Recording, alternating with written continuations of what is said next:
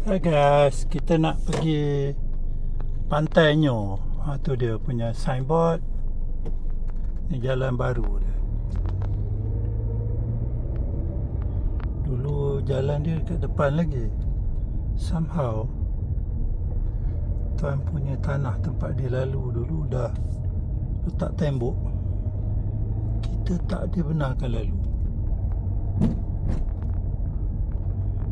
So ni jalan dia yang kedua. So depan tu ada kafe. Kafe ni dia buka petang.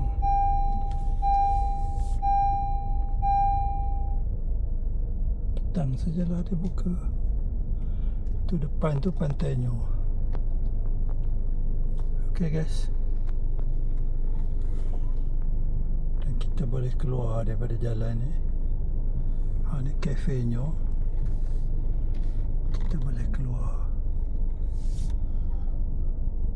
jalan ni. So itu rumah dia.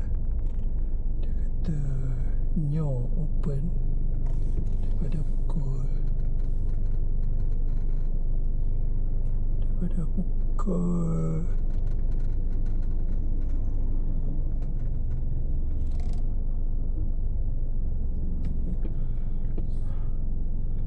daripada pagi dia kata buka. So kita check out sekejap, tengok apa yang dia ada.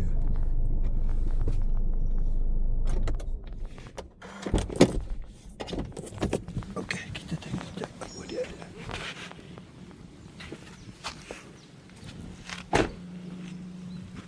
So open dia kata daripada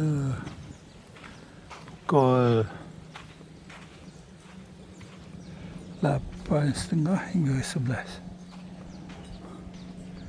So saya ingat ini yang baru dia buka. Sebab sebelum ni tak ada rasanya. So dia ada sarapan. Kita nak tengok sarapan ada atau tak ada. Show off. Okey dah. Oh ni cantik.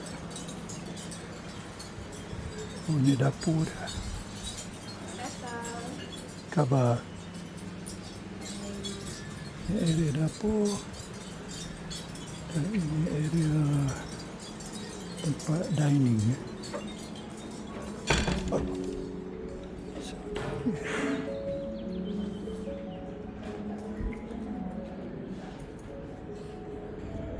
Okay, dia ada encyclopedia ikan laut.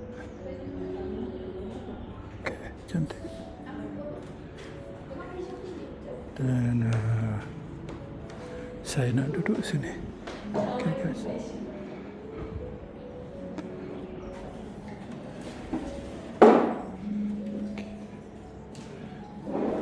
Okay.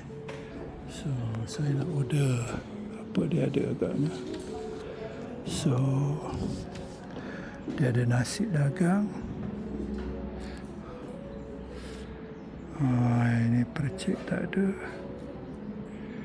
Roti kaya. So saya ambil roti kaya. Saya ambil yang ni. Saya nak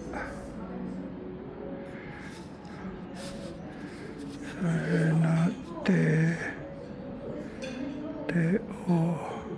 panas.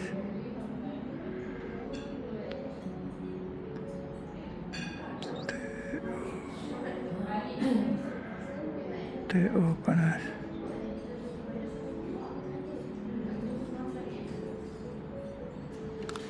Okey.